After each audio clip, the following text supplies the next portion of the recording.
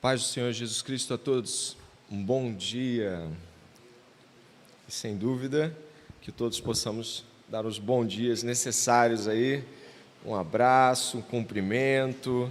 Nossos visitantes estão conosco também nesta manhã, saúdem eles. Temos ali seu Miguel e Dona Olga, aqui nós temos Vitor, Jéssica, Fernando está aqui, Juliana não está mais, seu Adonias, faltei com alguém? Espero que não, hein? Então,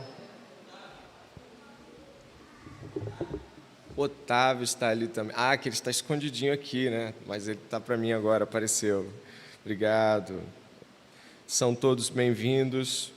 Nessa manhã eu recebi uma mensagem a me lembrar, Salmo 4:6, quem nos dará a conhecer o bem? Senhor, levanta sobre nós a luz do teu rosto, mais alegria me puseste no coração do que a alegria deles, quando eles têm fartura de cereal e vinho. Essa é a alegria que está aqui nessa manhã, é a alegria do Senhor, é a alegria que nos une nesta manhã, pela celebração da ressurreição de Cristo, que todo domingo nos é lembrada. Essa é a nossa alegria, irmãos. A nossa semana começa com esta grande alegria. Nós vamos estar, nesse momento, tendo uma aula de conclusão, a qual eu faço questão, e até falei com o irmão Lucas Moura, pedi, ainda que tardiamente, que todos estivessem, inclusive a classe de catecismo. Nós vamos estar visitando pontos importantes das escolas bíblicas dos últimos 2 meses, antes de entrarmos na próxima sequência de estudos. Então, é importante que nós tenhamos agora um momento de apreciação com aquilo que Deus nos mostrou, mas também com aquilo que Deus pode nos querer fazer lembrar e que, porventura, se não demos a atenção que deveríamos, agora podemos ter uma chance.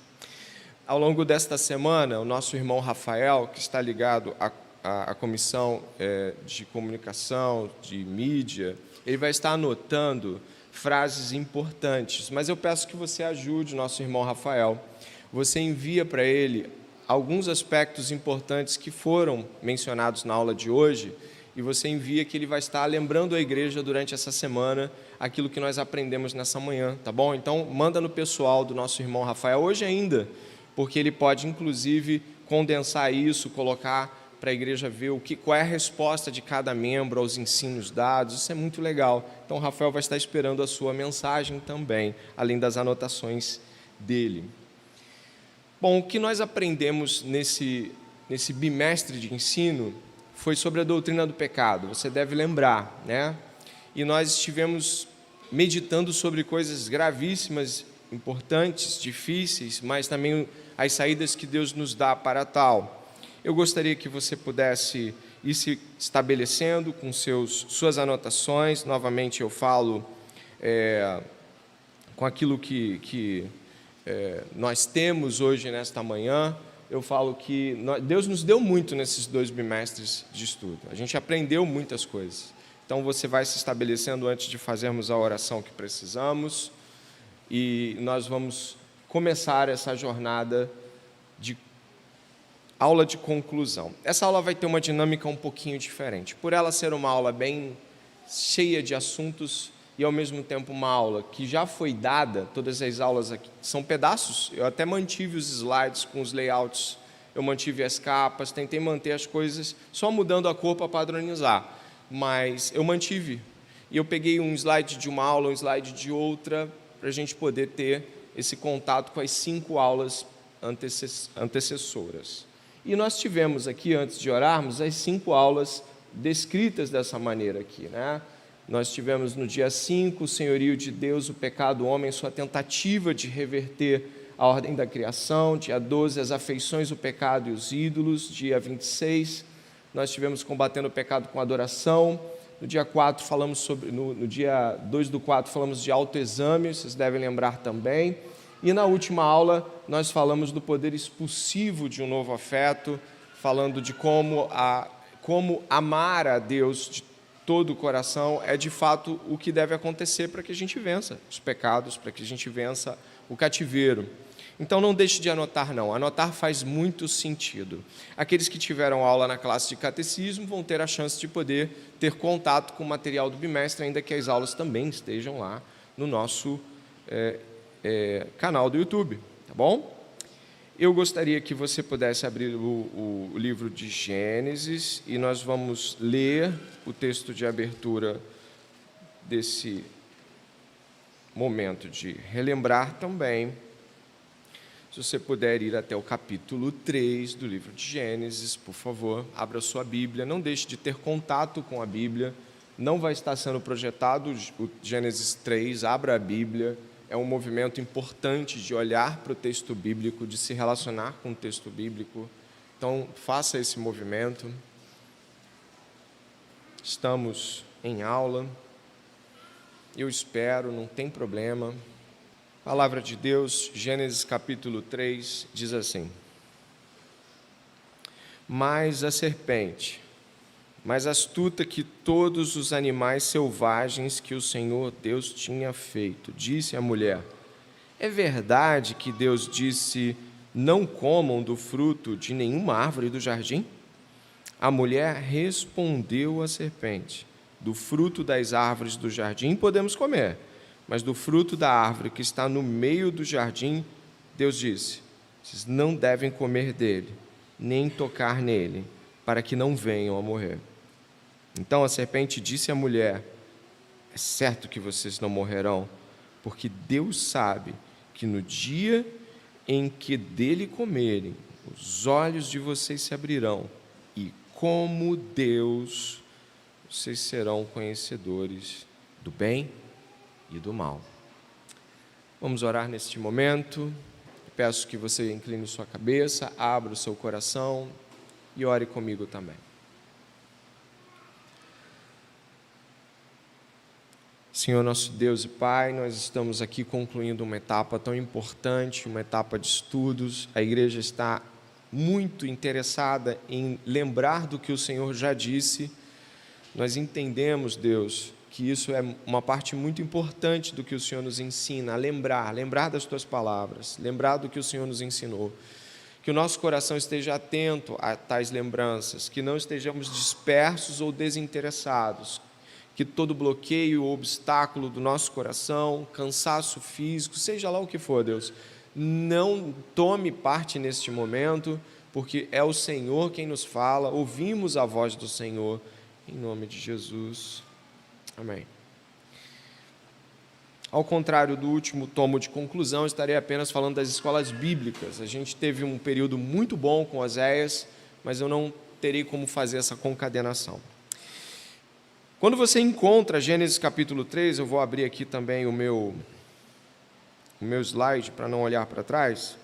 Quando você encontra Gênesis capítulo 3, uma das coisas aí importantes para você lembrar da primeira aula é de que Gênesis capítulo 3, logo em seguida, logo após a menção da tentação, a aula 1 vai nos trazer a lembrança, preste atenção, a lembrança de que Gênesis capítulo 3, os versos que se seguem, olha, na sua Bíblia, o 8, o 9, o 10, o 11 e por aí vai, até o verso 24, expressam para nós uma condição sob o qual toda a criação e primazmente o homem foi colocado. Como assim, pastor? Nós, a partir de Gênesis capítulo 3, precisamos entender a nossa estada neste mundo sob a ótica do que a queda fez com o nosso mundo, conosco. Não existe antropologia humana, ou seja, não existe estudo do homem que possa ser minimamente respeitável se não levar em consideração a queda. A queda mexeu com o nosso corpo físico, mexeu com a nossa relação com a natureza. Você vê tudo isso. E tudo isso foi lembrado na primeira aula, talvez você vá lembrar desse termo, com um trecho do livro do Michael Horton, na verdade, de sua sistemática, onde ele fala que o mundo está sob julgamento. Talvez você lembre disso, né? É um trecho importante. Dê uma olhada aí. O julgamento cósmico aqui, Michael Horton coloca na sua sistemática. É evidente que a analogia do tribunal não é a única utilizada. O relacionamento pai e filho é tão óbvio quanto, e, portanto, não deveríamos jogar o relacional contra o legal, nem o contrário, mas reconhecer que ambos são essenciais para a história humana. O Novo Testamento constrói uma base na interpretação do Antigo Testamento da história como a história de uma aliança feita e quebrada. Voltando às categorias empregadas no capítulo anterior para identificar a imagem de Deus, veremos como o pecado, em vez de abolir essas marcas indeléveis do nosso ofício, perverte e as utiliza incorretamente para fins egoístas. Então, preste atenção. O que devemos lembrar daquela primeira aula? Primeiro, de que todo o mundo e todas as coisas, inclusive plantas, bichos, foram afetados pela queda. E que tudo passou a estar debaixo de um grande julgamento de Deus. E lembrando, será que a gente tem imagens disso? Tem. Os juízos do Velho Testamento, Deus estava dando pontuações sobre o que vai fazer lá na frente. Aí você lembra de Sodoma e Gomorra, você lembra do dilúvio, você lembra de Sodoma e Gomorra. Você lembra sobre aqueles momentos de juízo que Deus vinha invadir as nações, destruir as nações. Israel também é um instrumento de juízo e punição de Deus para com as nações pagãs. Você deve lembrar disso também. Israel é um instrumento que Deus usa para punir o pecado daquelas nações. Mas se a gente for caminhar um pouco mais, o ápice de Jesus é a cruz do Calvário. E a cruz do Calvário é um julgamento. Deus está julgando o pecado e está aplicando em seu Filho o julgamento. Quando você vê tudo o que aconteceu com Jesus e o que levou até a cruz, você vai ver o julgamento do Sinédrio, depois você vai ver o julgamento de Pilatos, depois você vai ver o julgamento do povo. O que o povo disse para fazer com Jesus? Você lembra? Então, os julgamentos estão ali, e aí você vê Jesus sendo julgado, e por fim, o que se vê é o juízo de Deus, julgando o pecado do homem em Jesus Cristo. E o que você vai ver depois no continuar do Novo Testamento? A gente já vai passar para a aula 2, presta atenção. Você vai ver Paulo falando de que um dia todos nós estaremos comparecendo ante o quê? O tribunal de Cristo. O que Pedro, na sua carta, diz? De que esta terra está entesourada para o fogo. O que você encontra no livro de Apocalipse? Apocalipse 19, por exemplo. Você tem julgamento, grande trono branco. Então, toda a visão que você e eu devemos ter pós-Gênesis 3 é de que a terra está sobre um estado de julgamento. Acontece que os crentes, eles não serão julgados com o mundo, porque eles já foram ali julgados em Cristo Jesus, e os seus pecados foram ali pagos, perdoados, houve justificação, remissão de pecados, resgate do cativeiro. Então o julgamento dos crentes não será o julgamento dos ímpios. Nós estaremos diante de Deus e diante de Cristo, sendo Ele o nosso advogado. Ele é juiz, mas é nosso advogado. Então nós não passaremos por ali com medo. É assim que João diz, né? Que o perfeito amor, e o perfeito amor ali, o contexto do que nós estamos lendo no capítulo 4 ali, é justamente a gente não tem mais medo da expectação do julgamento. A gente não fica assim, julgamento. Não, eu tenho do meu lado Jesus, e eu estou aliviado com isso. Mas o mundo não, o mundo está continuamente sob julgamento. Esse foi um ponto importante. Por quê? Infelizmente, essa ideia de paraíso na terra, essa ideia de céu na terra, essa ideia de que as coisas vão andando bem, a gente conquista os sonhos e vai dar tudo certo, de que a vida é para ser vivida e ser curtida, essa é uma imagem que, de certa ou de muitas formas, é corruptora. Nos faz perder o olhar de como esse mundo está com a mão de Deus pesando e esmagando todas as coisas em seu estado de julgamento. Se não pela graça de Deus, ninguém teria um momento de sorriso. Ninguém teria um aniversário para bater palma dos filhos, ninguém teria um momento de lazer, se não fosse graça de Deus. Se Deus só fizesse a gente sofrer 24 horas por dia, Ele não estaria errado, porque estamos contra Deus, o mundo está contra Deus. Nós, claro, compreendemos que a nossa condição hoje é uma condição diferente, nós estamos em Cristo e por isso lutamos a favor do Senhor, mas o mundo é contra Deus, o mundo jaz maligno. Então, essa é a primeira percepção, um mundo sob julgamento. Isso nos apressa até em pregar o Evangelho, isso nos fazia rápido essas pessoas, porque elas podem morrer a qualquer momento. Nós estamos indo na direção delas justamente para alertar isso. Tu lembra daquela última chance que Paulo tem, ou a única, ou pelo menos aquela que a gente tem lida em Atos 17 em Atenas? Como é que Paulo termina, né, o discurso de Atenas? E Deus escolheu um homem com o qual julgará o mundo. Esse homem é Jesus. Então, nós estamos sob julgamento nestes termos. Também lembramos sobre relacionamento. Você deve lembrar também.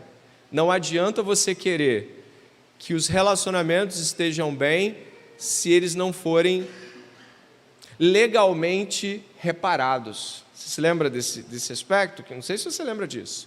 Nós precisamos estar judicialmente bem para que relacionalmente a gente também esteja bem. Ou seja, não adianta passar panos quentes, se eu discutir com você, se nós brigamos, se você me fez mal, simplesmente deixar para lá não faz as coisas funcionarem. A gente precisa resolver. É assim que é. Muitos ficam de cara amarrada até que alguém diga, o que está acontecendo? Aí o outro fala assim, tá, você não percebeu, mas é o seguinte. Aí vai, desabafa, aí tem aquele movimento todo, a outra pessoa, se for humilde o suficiente, vai dizer, me perdoe, olha, eu não vi dessa forma, eu até discordo, mas eu acredito que o abalo que isso fez no seu coração é um motivo com o qual eu me preocupo, então aí as coisas vão se acertando e o relacionamento se estabelece. Não teríamos relacionamento com Deus se Cristo não fizesse as pazes em nosso lugar, se não houvesse a propiciação, se Ele não se colocasse como um sacrifício que torna propício o relacionamento. E isso se desdobra nos nossos relacionamentos. Nós também precisamos estar entre nós tendo essa atitude. Por isso que Jesus fala, né? Olha, se nós estivermos prestes a cultuar e houver algum problema entre eu e meu irmão, o que deve acontecer? Eu devo procurá-lo e depois oferecer. Por quê? Isso é uma atitude que aponta para a relação última que temos com Deus, que é o quê? Não adianta querer ter relacionamento com Deus se não estiver em Cristo, se as coisas não estiverem acertadas com Cristo. E isso se desdobra também para os nossos relacionamentos. Essa foi a aula 1, a suma da aula 1, não temos aqui como fazer a aula 1 de novo, mas a terra debaixo de julgamento, Cristo nos tornando propícios a Deus, mas o mundo permanecendo em um estado de mão pesada de Deus, o julgamento final, tudo apontando para o julgamento, a cruz para o julgamento, e também os relacionamentos sendo reedificados a partir disso, foi algo importante. Amém? Você deve ter dado uma anotada aí. Nossa segunda aula falou sobre afeições. Você deve lembrar que a gente usou o livro do Václav, Aconselhamento Redentivo. Eu não sei se você lembra de tudo, talvez você não lembre de tudo e nem tem como lembrar de tudo. Mas aí agora eu peço que você vá em Coríntios, tá bom? A primeira epístola no capítulo 13, por gentileza.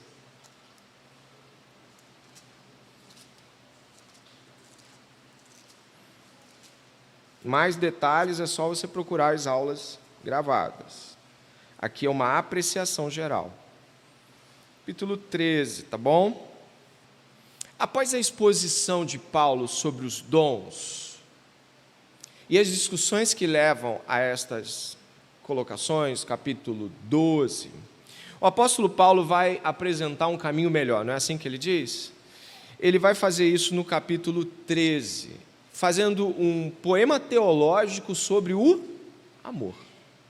E no final ele tem o 13:13, que é uma frase muito importante. Mas eu gostaria que você pudesse fazer o favor de ler para mim do 11 ao 13, ok? Eu vou começar, vocês continuam. Quando eu era menino,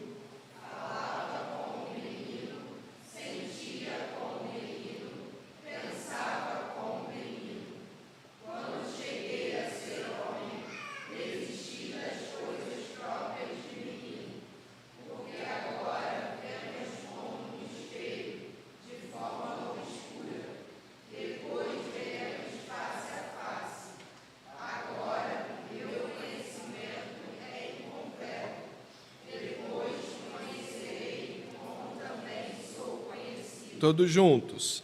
Agora, pois, permanecem a fé, a esperança e o amor. Os três. Porém, o maior deles é o amor. Ainda olhando para a sua Bíblia, você repara que o verso 11, 12, eles vão tratar de uma condição que Paulo diz assim: eu olhava as coisas assim. Quando eu era menino, eu tinha pensamentos, sentimentos e ideias que refletem o que um menino, até onde o menino tateia, até onde ele consegue tatear. É claro que ele dá ali, uma furadinha na igreja de Corinto, não dá? Porque eles estão lidando com as coisas, às vezes, de uma maneira infantil, carnal e infantil, brigando e disputando por coisas das quais não deveriam. E aí Paulo vai dizer que ele precisou mudar de perspectiva aqui. Ele viu algo que era maior do que aquela vivência limitada, cheia de conflitos. Se você observar, por exemplo, uma criança, às vezes uma criança briga por coisas que são... Você não consegue entender por que elas estão discutindo. Às vezes um canudo de uma cor, não é isso? Não, mas eu queria o azul, eu também queria o azul. E agora? O que a gente faz? E é uma disputa ali, uma terceira guerra mundial, que você não entende por que ela surgiu ali. Então, nós temos na igreja de Corinto uma disputa que não tem cabimento. Eles têm afeições infantilizadas, os afetos são demonstrados de maneira estranha. Então, nesse sentido, o apóstolo Paulo vai dizer que existe um caminho muito maior, muito melhor. Ele vai dizer, o termo aqui é caminho ainda mais excelente na nossa tradução. Então, nós encontramos o verso 13. Eu gostaria que você observasse. Agora, pois, permanecem a fé, a esperança e o amor. Estes três, porém, o maior deles é o amor.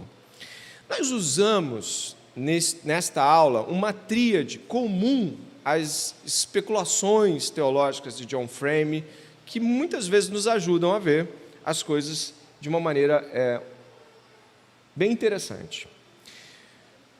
Ele vai tratar aqui de situações que descrevem o aspecto das coisas, que tornam a percepção situacional delas melhor para nós, e também sobre o aspecto existencial. O que Václav vai fazer aqui, ao mover essas coisas nas suas direções, é justamente usar esta percepção do Frame para trazer uma espécie de concadenação de fé, de esperança e amor. Nestas proporções, é claro que aqui eu vou inverter, para você, na sua posição, está assim: fé, esperança e amor. De que maneira? Eu acho que está no último slide dessa parte aí, dá uma olhadinha aí, antes da próxima aula.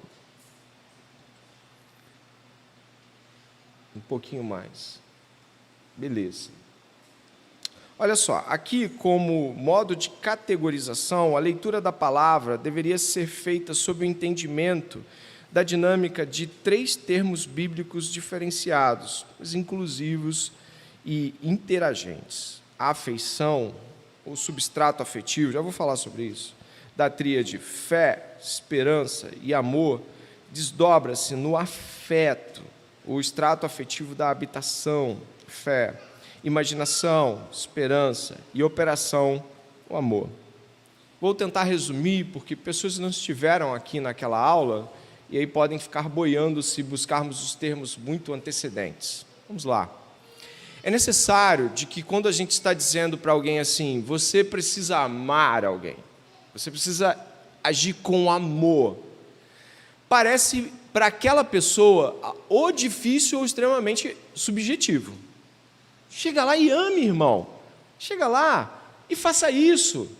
Nós estamos pegando essa pontinha final do amor e esquecendo que existe um caminho para chegar até esse amor. Não é que é assim, ame. Claro, um cristão talvez mais maduro, que tenha talvez categorias doutrinárias já estabelecidas ao longo de muitos anos, talvez você diga para ele, ame, e ele vai fazer a conta. Mas qual é a conta do ame? A fé, ela é gerada por meio de algo que é muito reto e direto na palavra, né? O que gera a fé? Será que você lembra? Ouvir. A fé vem pelo ouvir. É claro que nós não estamos negando ler, tudo bem? A gente não está dizendo que não ler é só ouvir, não. A gente está unindo aqui. A ideia da fé que ouve, a fé que lê, é a fé que tem contato com essa voz de Deus, que está chegando ou por uma pregação, ou por uma leitura, ou por um aconselhamento, enfim, está chegando uma palavra da parte de Deus. Ao ter contato com esta fé que vem pelo ouvir, que se relaciona com a palavra, quando ela é de fato capturada de modo honesto pelo coração e de fato ela é obedecida e de fato ela é crida, há uma entrega, você vai ter uma geração de esperança. O que é a esperança aqui? É algo como trazer à nossa imaginação essas coisas tais como Deus disse que irá cumpri-las. Por exemplo, nós lemos Jesus dizendo que vai voltar, que vai preparar morada, que vai nos trazer paz e consolo. Ele diz assim em Mateus 28, verso final, estarei com vocês todos os dias até o fim dos tempos. Isso aqui você leu. Tendo crido, preste atenção, estarei com vocês, tendo crido e gerando a esperança de maneira correta, eu tenho nessa esperança aqui um sentimento, um movimento de coração que se apropria disso e que de fato se entrega a isso. Então, você está vendo uma pessoa, por exemplo, numa ceia, ouvindo assim, olha, você deve tomar a ceia do Senhor, você deve estar aqui em comunhão com a igreja, e nós devemos fazer isso até que Ele venha. Quando a pessoa ouve o venha, e ela crê, esse venha gera emoções, esse venha gera sensações, alguns choram, outros sorriem, lembram do trabalho e falam assim, poxa, que difícil aquele trabalho, difícil aquela vida, difícil o corpo cheio de doenças, dificuldades físicas. Então, esse venha gera a imaginação e os sentimentos necessários. Os afetos do coração são alcançados. E aí, o que ela vai fazer com esta imaginação e esses afetos que foram criados por meio da fé? Ela vai atitudinalmente vir para o amor.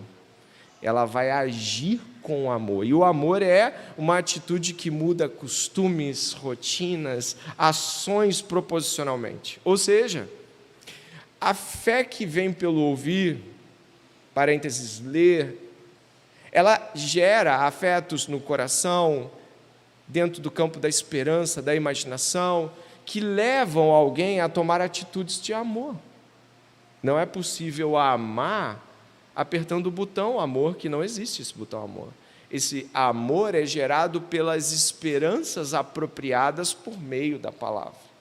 Então, quando nós estamos sem contato com a Bíblia, sem contato com a leitura, sem contato com a pregação, dispensando cultos, hoje eu não vou, estou sem força, estou fraco, estou cansado, você não está entendendo o que você está fazendo, o movimento que você está deixando de fazer para que isso seja crido. Os meios de graça ao qual nos apropriamos e o Senhor nos indica, são meios com que o Senhor quer gerar essa esperança, por meio do Espírito Santo. Ninguém está dizendo aqui que as pessoas fazem coisas, mas existe um caminho que o Senhor nos deu. Não estou lendo a Bíblia e não está dando. Tudo bem, mas sabe o que vai acontecer? O seu depósito de esperanças e afetos, ele vai ser minado paulatinamente. E as suas proposições de coração não estão num vácuo espiritual. Sabe o que é vácuo? Ausência de... Não, alguma coisa vai tomar a sua esperança. A esperança de uma promoção no trabalho, a esperança disso, a esperança daquilo, a esperança de ter saúde amanhã, esperanças vão tomar o seu coração. Sabe o que vai acontecer?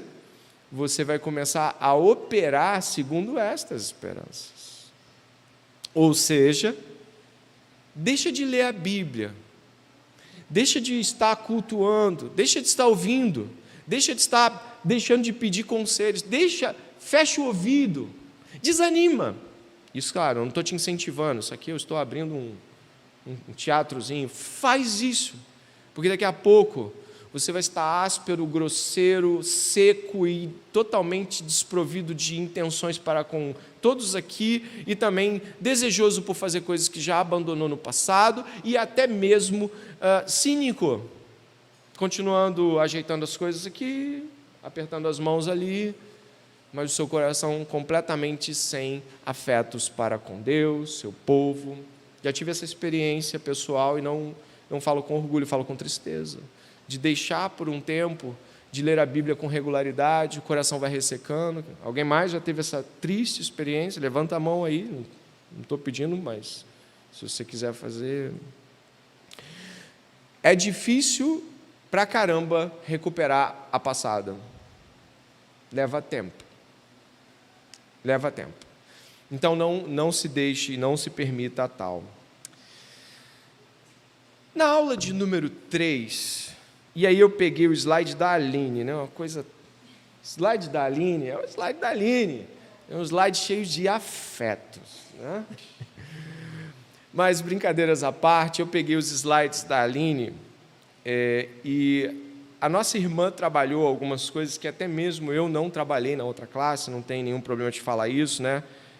Ela trocou ideia comigo, então não foi algo que ela fez aleatoriamente. Eu vou dar uma aula diferente. Não, ela falou sobre algumas coisas, eu falei sobre outras, mas nós nos combinamos e o pastor estava supervisionando isso, tá bom? Mas a nossa irmã Aline, ela nos trouxe algumas perspectivas importantes sobre a adoração precisar tomar conta do nosso coração. Mas ela trouxe, principalmente para as mulheres aqui, ela trouxe um caminho muito legal, de perceber como o pecado vai, como um vício, gradualmente tomando o coração. E quando você vai ver, você já está completamente escravizado. Eu gostaria que você abrisse no Salmo 32, por favor. Salmo 32. Gente, o Salmo 32, eu já li o Salmo 32, e toda vez que eu estou reticente em confessar, eu leio o Salmo 32. Porque se você teme o Senhor, Ele te perturba muito. O Salmo 32 diz assim, dê uma olhada, por favor, nos primeiros versos, tá bom? Salmo de Davi, salmo didático. Bem-aventurado aquele cuja transgressão é perdoada, cujo pecado é coberto. Bem-aventurado é aquele que o Senhor não atribui iniquidade, em cujo espírito não há engano. Enquanto calei os meus pecados, envelheceram os meus ossos pelos meus constantes gemidos todo dia. Porque a tua mão pesava dia e noite sobre mim, e o meu vigor secou, como no calor do verão. Confessei-te o meu pecado e a minha iniquidade não mais ocultei. Eu disse, confessarei ao Senhor as minhas transgressões, e tu perdoaste a iniquidade do meu pecado. Sendo assim, todo o que é piedoso te fará súplicas em tempo em poder te encontrar. Este ponto aqui do Salmo 32 é eu acho que é uma experiência inevitável de todos os cristãos que já conheci. Aquela luta interna, dificílima de confesso ou não confesso, se eu confessar, o que vai ser? Mas, ao mesmo tempo, o espírito está sendo destruído lá dentro. Eu digo aqui a alma, né? A pessoa ela vai encurvando-se de tanto peso que o seu pecado está lhe trazendo, de tanta destruição interna.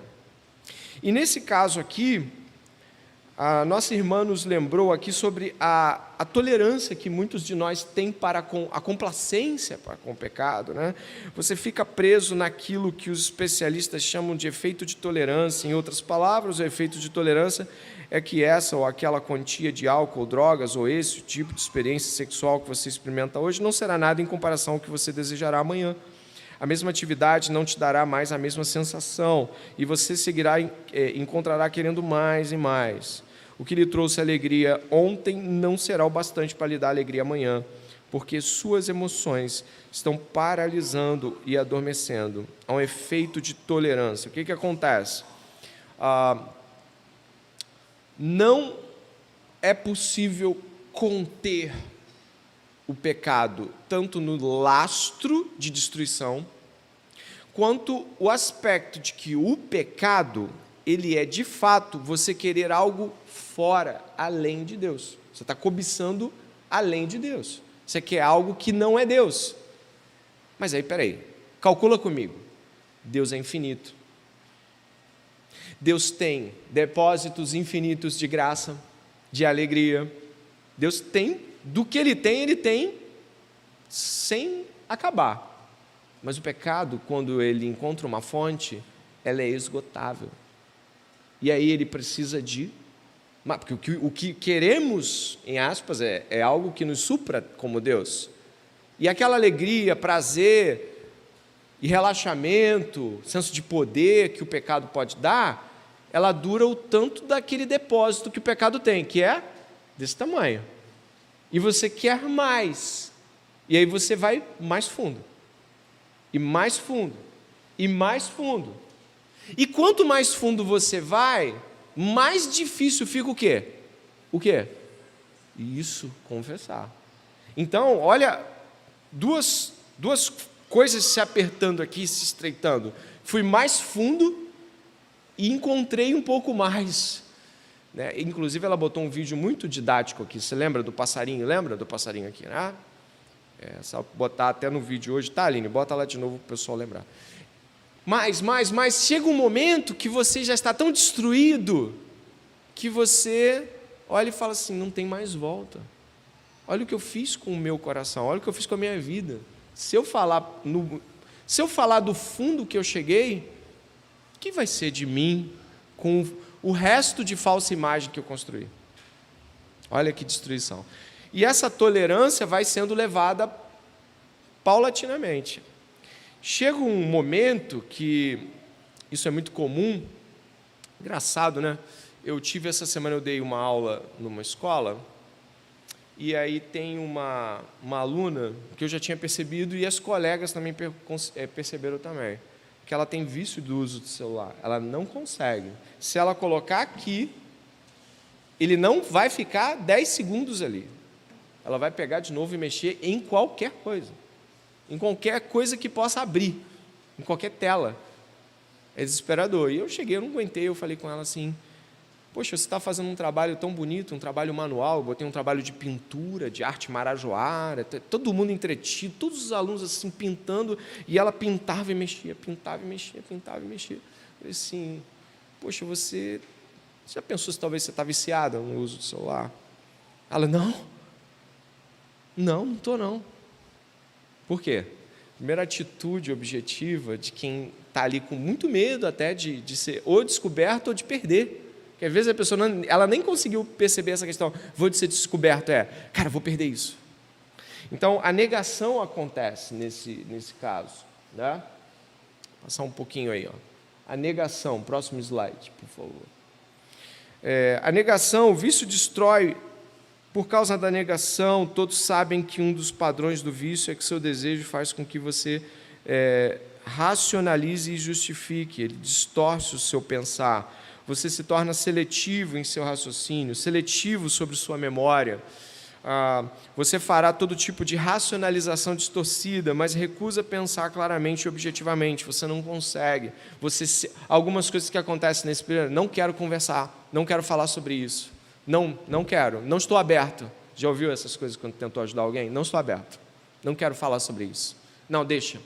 Esse tipo de atitude é de alguém que pode, em algum nível, perceber que as coisas não estão legais. legais, mas já não está mais conseguindo pensar como um cristão. Como um cristão pensa? Claro, pode falar. Poxa, se eu tiver alguma coisa errada, não é assim? Você pode me mostrar, poxa, quero te ouvir.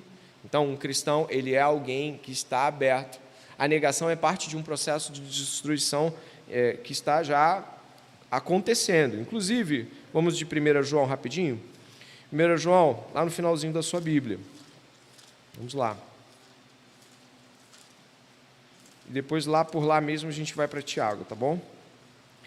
1 João vai nos mostrar, eu acho que todo mundo aqui conhece esse verso tão áureo, né? No capítulo 1, verso 8, 1 João vai falar assim, o apóstolo, ó, 1 de João 1, 8. Você conhece esse verso, eu acredito.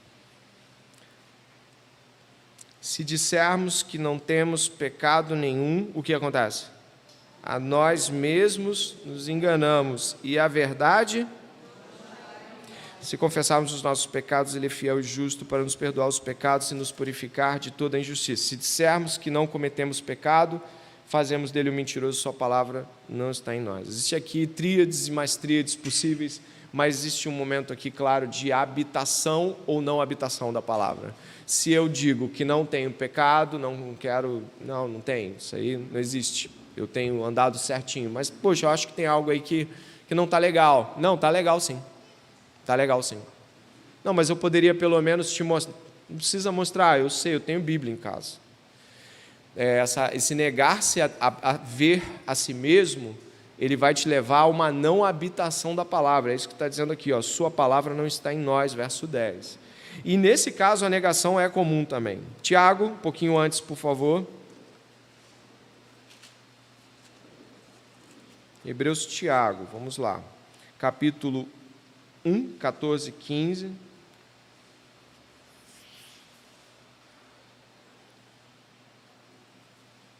Aí você tem a destruição total, a derrota infeliz de quem se deixou permitir atrair-se por tal. Nós podemos ler o verso 15 juntos do capítulo 1 de Tiago. Olha só. Então a cobiça, depois de haver concebido,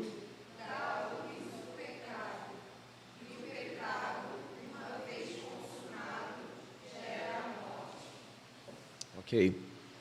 Então a destruição está aí. Como é que a gente vai vencer esta realidade? Sem dúvida nenhuma, há processos dos quais devemos nos lembrar, como, por exemplo, confessar, como, por exemplo, ter certeza de que o texto bíblico está com a razão, não eu. A palavra de Deus está dizendo, confesse. A palavra de Deus está dizendo, você precisa confessar.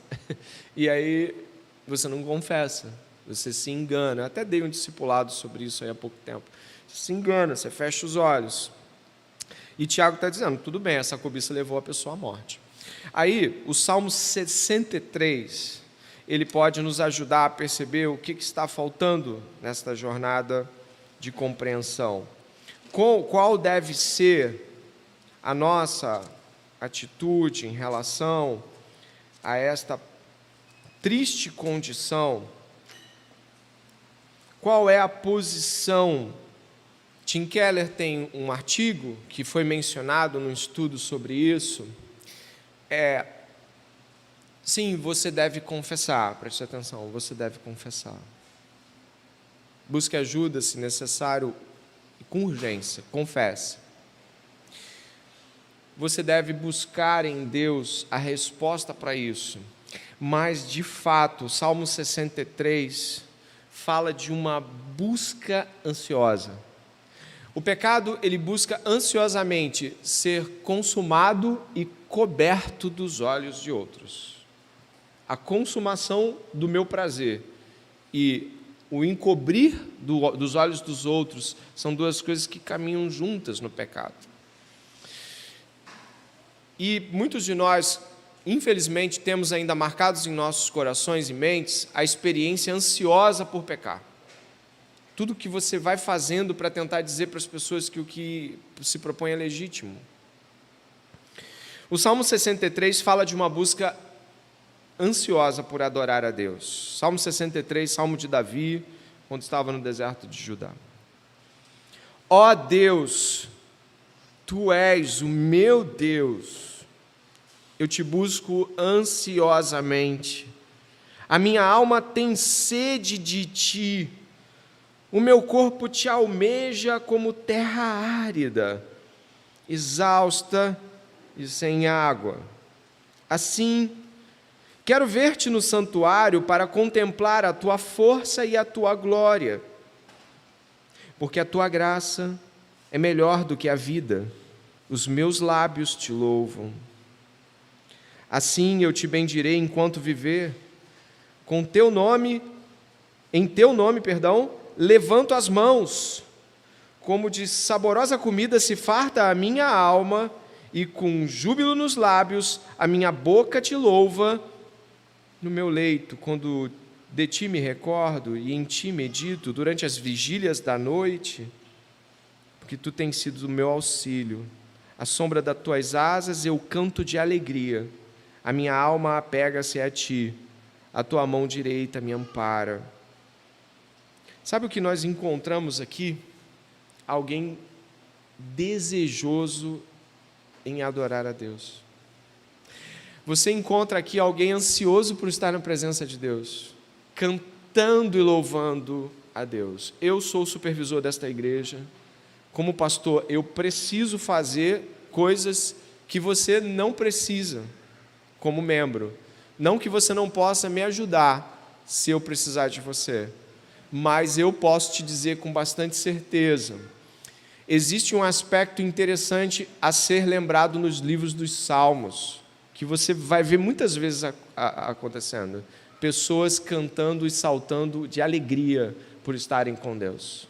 Pessoas jubilando e manifestações corpóreas disso, que distinguem-se, tá? Distinguem-se. Eu não quero aqui padronizar a sua adoração, mas eu posso mencionar que há palmas nas mãos no livro dos Salmos. Eu posso mencionar que há prostrar-se no livro dos Salmos. Eu posso mencionar, como aqui agora, de que há louvor nos lábios e canto com alegria.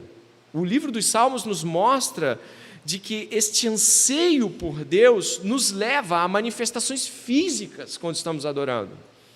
Como supervisor da igreja, eu muitas vezes vejo pessoas passando vários cânticos sem mover os lábios. Vejo, e cabe aqui uma ressalva. Pastor, por que você está falando isso? Porque me preocupo. E aí eu olho na outra semana, porque você pode ter tido um dia difícil. Presta atenção, eu não estou justificando, mas eu estou explicando que existem dias que a gente está tão angustiado que não está conseguindo mexer com a boca. Está cantando quase que no íntimo e chorando. Então, eu não estou falando de situações assim, porque, em geral, a gente costuma falar, mas ele nem sabe porque eu estava assim. Eu nem falei de ninguém, gente, pelo amor de Deus. O que eu quero dizer é que é estranho para mim passar semana após semana e ver o mesmo rosto de apatia diante dos cânticos. Ou mesmo quando cânticos são entoados em algum lugar, alguma pessoa em casa começar a cantar um louvor a Deus, aquilo não te contagiar de alguma forma. Caramba, estão louvando o meu Deus. Então, eu peço que você se sensibilize com a clara evidência escriturística de que um povo alegre no Senhor manifesta esta alegria. Pastor, eu tenho vergonha de cantar. Fala comigo, me diz de onde é essa vergonha para a gente poder tirar ela. Eu fiz um piquenique com minha família no Jericinó há 2 dias atrás, uma experiência interessante, né? À esquerda tinha um pessoal batendo foto para Era o Dia das Mães, tinha uma senhora batendo foto, E nós fizemos um culto no chão, né? Com a canga e tal. Aí o nosso primeiro cântico foi mais tímido. Ah, Senhor. E eu vi assim, gente, a gente está do lado de um povo aqui. Ah, Senhor. Só que no segundo, já estávamos mais soltos. E no terceiro, se desse mole, entrava o quarto. Verdade é que quando eu olho os cânticos e os santos cantando, eu me contagio. Eu falo, o povo está alegre no Senhor, eu também devo estar. Então, é importante de que a adoração entre como uma resposta de luta contra o pecado também. Eu falei da confissão, e a confissão tem que estar lá, Salmo 32, 1 João 8, 9 e 10. Está lá, né? Confissão, confessar, falar, jogar para fora, conduzir-se pela palavra e adorar a Deus. Se você tem dificuldades de refletir sobre a adoração, fale comigo, a gente senta e estuda junto sobre isso. Mas o que não pode é um povo que vem aqui celebrar o Senhor e está assim, como se não tivesse a presença do Senhor em nosso meio. Avançando, nós estamos ainda no horário, graças a Deus. Eu gostaria de ir para a próxima aula, que foi sobre autoexame. Aí, muito rapidinho, 2 slides. Nós estivemos aí, eu gostaria que você abrisse Mateus capítulo 7, do verso 1 ao 5.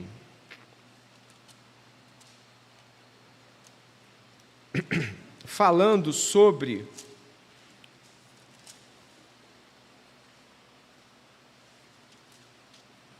o hábito de julgar os outros, né, de apontar o dedo para os outros, tá bom? 7:1 de Mateus, 7:1 de Mateus. Não julguem para que vocês não sejam julgados, pois com o critério que vocês julgarem, vocês serão julgados, e com a medida que vocês tiverem medido, vocês também serão medidos. Porque você vê o cisco no olho do seu irmão, mas não repara na trave que está no seu próprio. Ou como você dirá ao seu irmão, deixe que eu tire o cisco do seu olho, quando você tem uma trave no seu próprio? Hipócrita! Tire primeiro a trave do seu olho, e então você verá claramente para tirar o cisco do olho do seu irmão. Aqui está falando não sobre o fato de que não há nenhum tipo de julgamento que possa ser feito em nenhum nível, em nenhuma instância, mas sobre o julgamento hipócrita, sobre alguém que não se examina, mas está examinando os outros, alguém que não olha para dentro de si, não tira dos seus olhos o que está encobrindo de ver a si mesmo, mas está disposto a falar do pecado dos outros com bastante rapidez, alguém que não tem a prática de um autoexame, que te habilita também para falar dos outros. Habilita no sentido de ajudar. Vem cá que eu quero te ajudar, eu tenho visto uma coisa que você tem feito. E aí é capaz do irmão, talvez erradamente, eu diria, e até com indignação, e falar assim, mas você também faz isso. Triste, né? Acontece. Mas é aquele tipo de atitude que acaba não sendo uma atitude de alguém piedoso. Alguém que fala, puxa vida, eu tenho lutado contra isso tão duramente e vejo que aquela pessoa também tem esse desafio. Poxa, meu irmão, eu vou te falar uma coisa que é para mim e para você, porque eu tenho tido essa luta. Eu acho que o irmão talvez até já tenha visto essa luta, né? Talvez o irmão tenha visto. Eu vejo que o irmão está lutando, e você vai falar, se você, meu irmão, me ver fazendo isso, você me ajuda também, tá bom? Mas eu estou te falando isso porque eu sei o quão duro é viver debaixo desse... Olha que diferença que faz alguém que tirou a trave, não é? Alguém que tirou a trave não está querendo esmagar os outros quando acha alguma coisa errada. Ele está até preocupado, ele fala assim, poxa, como é que eu vou falar sobre isso? Pastor, você acha que eu devo falar sobre isso? Muitas vezes eu falo, fale sim, eu acho que você pode. Às vezes é uma coisa pastoral, mas na maioria das vezes não é. Vai lá, converse com o seu irmão, fale na brandura, não é para esmagar ninguém. Por isso, irmãos, o autoexame também é uma prerrogativa de quem quer ajudar outros. Quem não se autoexamina não pode ficar por aí dizendo A ou B ou C de que estão pessoas errando. Mas o que faz com que nós venhamos a estar tão cegos, com a trave nos olhos? A Bíblia diz que é o orgulho. De várias maneiras. Jesus vai chamar esse de hipócrita, né? A hipocrisia aqui é essa atitude de falar, mas não fazer, de apontar, mas não se examinar. Então, aqui existe uma atitude orgulhosa, hipócrita. O livro do profeta Obadias vai dizer que esse tipo de engano do coração vem diretamente do orgulho. Tiago também nos adverte, diz assim, sejam praticantes da palavra e não somente ouvintes, enganando a vocês mesmos. Ou seja, você ouviu aqui essa manhã já algumas coisas, vai ouvir outras? Vai, mas você já ouviu algumas. E essas algumas que você ouviu são direções de Deus para você cumprir. Caso você faça assim, legal a escola bíblica, e não chegue em casa, não olha, peraí, deixa eu ver, o que disso tem a ver com a minha vida? Porque às vezes aqui no momento você está apreendendo. Para alguns, fazer um autoexame assim que se apreende a informação não é tão fácil. E tudo bem, é compreensivo. Mas qual é o erro? Eu não fazer. O erro é, eu nem sei, se eu chegar para você de repente amanhã e perguntar, eu faço isso, os irmãos sabem que eu tenho esse hábito. Como foi a escola bíblica? E aí, o que ficou para você? Essa é uma frase comum que eu faço final de culto. O que ficou para você? O que Deus falou ao seu coração? Não tem problema você dizer assim, eu ainda não consegui mastigar tudo, posso dizer para o Senhor amanhã? Olha, não tem nenhum problema. Mas qual é o problema quando você chega para uma pessoa e fala assim, tivemos escola bíblica domingo, né? Terça-feira agora. E aí, como é que foi? Nem pensei ainda. Você se lembra do tema? Não. Você anotou alguma coisa? Não. Poxa, você estava lá? Você está comprometido com o que nós estamos fazendo aqui? Porque isso é parte do compromisso pactuado. Eu presto atenção no que os outros estão dizendo. E você presta atenção no que eu estou dizendo. E nós prestamos muita atenção no que Deus está falando por meio de todos.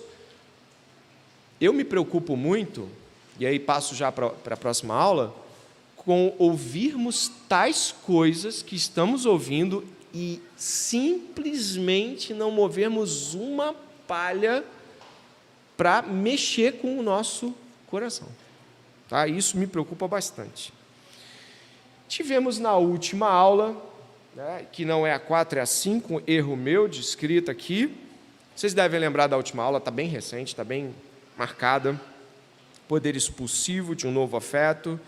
Né? Agradeço a irmã Tamires, ela fez todos esses slides semana passada, basicamente 90% da aula foi ela, eu estava bem pegado com muitas coisas. Gostaria que você abrisse, por favor, em 1 de João, capítulo 2, do verso 15 a 17. É a nossa última jornada antes do intervalo. 1 de João, capítulo 2, do verso 15 a 17. A epístola de João é uma epístola muito agradável, ela é bem direta, bem franca, né?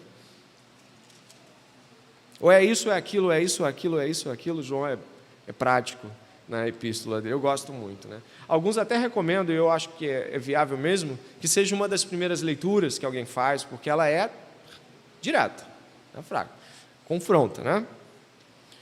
1 de João 2, do 15 ao 17. Vamos lá?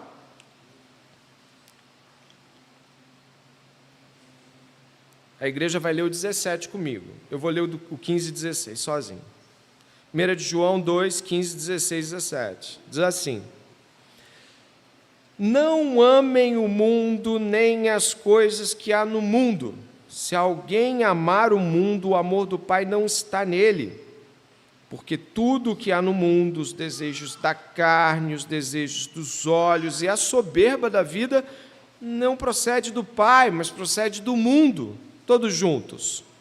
Ora, o mundo passa, bem como os seus desejos, mas aquele que faz a vontade de Deus permanece para sempre. Amém. O que está acontecendo aqui? De que maneira nós precisamos ver o que João está nos falando? Ele vai dizer que existe um tipo de amor que não é por Deus, mas pelo mundo, sistema de crenças, sistema de afetos, sistema de tudo que o mundo aponta enquanto realidade, é bem complexa e, ao mesmo tempo, expressa uma resposta deturpada ao que Deus oferta, o que Deus nos mostra. O mundo aqui, então, é um sistema que opera dentro dos campos visuais, dos campos auditivos, sensoriais, de todas as realidades midiáticas. É realmente uma cosmovisão completa. um império de informações, imagens, amores e quereres. E nós citamos na aula, eu acho que, não sei se a irmã Tamires citou aqui também, mas nos homens nós citamos Demas. Demas estava com Paulo, viu todas aquelas coisas, e aí Demas amou o presente século, que é a mesma palavra, o presente aion, o mundo. O fascínio que Demas teve o levou para longe de Deus. E aqui João está dizendo que ou é isso ou é aquilo, não é meio. Quem ama a Deus somente. Deuteronômio capítulo 6, verso 4 em diante, vai falar sobre o Shema, sobre o amar a Deus sobre todas as coisas. Significa que Deus requer de nós tudo. A palavra transgressão, tão conhecida de todos nós, ela tem como primeira tradução objetiva a expressão desvio de curso. A transgressão é um desvio de curso. Enquanto o pecado é conhecido como errar o alvo, a transgressão é desvio de curso. Então, quando nós encontramos Efésios, logo mais à noite, falando de transgressões e pecados, nós falamos tanto de acertar o alvo errado, quanto desviar-se do curso certo. Transgressões e pecados, o mundo está repleto dessa oferta. E o que João vai nos fazer lembrar? De que o amor do Pai não está no mundo. Quem é o amor do Pai? Quem revela o amor do Pai? Seu Filho. Então, Jesus Cristo não está coadunado com o sistema desse mundo. Jesus Cristo não está se relacionando e nem se relacionará nunca com o mundo e o tempo presente. Aqui nós temos a afirmativa, que é do Thomas Chalmers, sem dúvida nenhuma, e é importante. Também tem o Michael Reeves, também, que foi citado, mas nós temos aqui que o único modo com o qual nós podemos nos relacionar com Deus e colocar para fora todas essas coisas erradas, os pecados que nós, os erros de alvo e também as transgressões, é que por meio do Espírito Santo venhamos a amar unicamente a Deus. Amar a Deus com todo o coração, com toda a alma, com toda a força, e Jesus usa também no Novo Testamento uma expressão helênica importante, todo o entendimento, tudo. Se você puder observar como todos os estudos que tivemos até essa quinta aula se relacionam, você vai perceber movimentos como: olha, você precisa ler para gerar afetos e gerar amor. Olha, você não pode amar o mundo, você deve amar a Deus. Amar a Deus é amar a sua palavra e ouvir a sua voz, é obedecê-la e gerar imaginações e afetos que te apontam para o amor. Aí você vem para essa última aula e diz o quê? A única maneira de você expulsar um afeto, um amor errado, é colocando o amor certo. Não adianta dizer assim, pare de fazer isso, pare de assistir esses vídeos errados, pare de ver essas coisas erradas, e aí bota o quê? Não, você deve parar, e então lançar-se, como no Salmo 63, ansiosamente em Deus. É como se hoje assim, vamos supor que nós ouvíssemos, um de vocês me procurasse assim: pastor, eu tenho um pecado que tem me atormentado. Aí vai falar, entendi. Você deve parar de fazer isso. Você deve deixar de se relacionar com tal coisa. Você deve deixar de agir de determinada forma. Lance-se em Deus agora. Vá imerso em sua palavra. Aprofunde-se em Cristo, em sua palavra. Você vai lá, você vai ficar lá e você vai parar e pensar como aquilo tem a ver com você. E como Deus está falando ali. Então, você vai começar a ver que você vai ter mais rejeição pelo mal do que você teve nessas últimas 1000 semanas, porque você está gerando em Cristo, pelo poder do Espírito, afetos por Deus. E eles estão rejeitando. Você se lembra de quando você não era do Senhor? Agora você se lembra daquela virada de chave, quando você foi chamado por Ele? Quando eficazmente o Senhor te trouxe para perto dEle, e você olhou para o seu passado, E ainda que não fosse completo, você olhou para muita coisa e falou: eu tenho nojo do que eu fiz. Eu tenho vergonha do que eu fiz.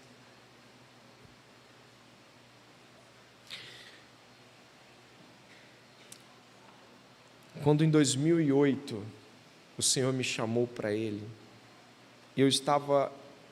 a coisa que eu mais gostava de fazer era tocar com a minha banda, e eu gostava de ver as pessoas cantando as músicas que eu escrevi, e eram músicas em inglês. Então você vê pessoas no seu país que é em português cantando músicas em inglês, devia haver um esforço da parte deles de tentar encontrar músicas, e alguns me mandam a letra que eu quero aprender a cantar. Aquilo me enchia, sabe? Aquilo me dava um negócio. Aí eu entrava num lugar cheio de gente com a camisa da minha banda, eu passava ali assim, ó,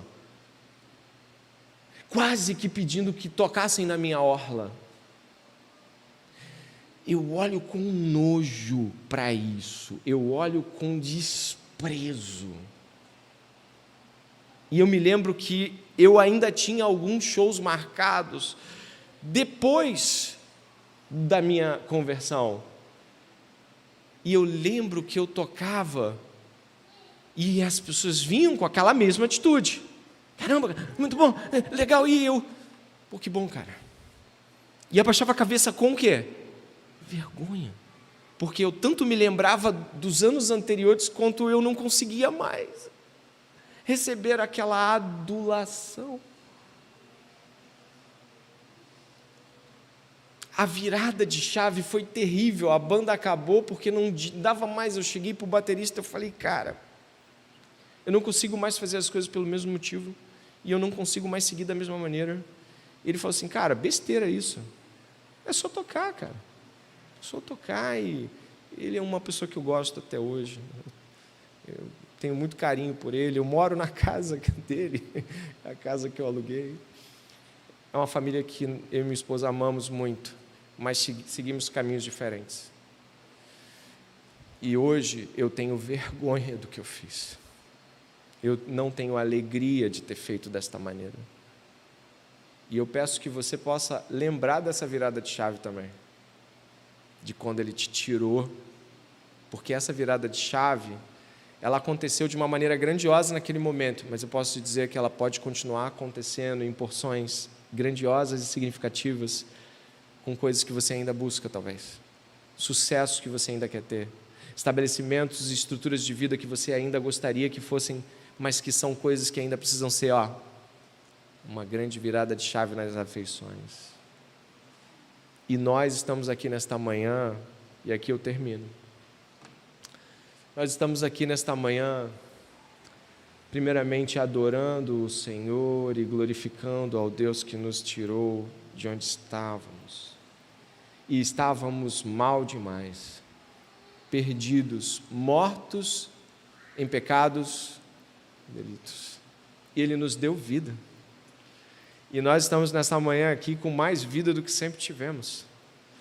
E você hoje não somente pode se alegrar nisso, mas examinar acuradamente se ainda há coisas das quais é necessário que o amor de Deus inunde o seu coração, de que a palavra de Deus preencha e traga as respostas, e que hoje, por essa aula de revisão, talvez você possa ter lembrado de algo que Deus disse nos últimos 2 meses, mas disse de novo hoje, para que você tenha certeza de que o Espírito Santo quer fazer essa obra. Amém? Eu vou estar orando aqui, e não deixe de mandar para o nosso irmão Rafael as considerações, frases e momentos. Ele vai estar colocando ao longo da semana no nosso grupo e nos abençoando com a lembrança do que aprendemos. Ore a Deus e peça graça a Ele.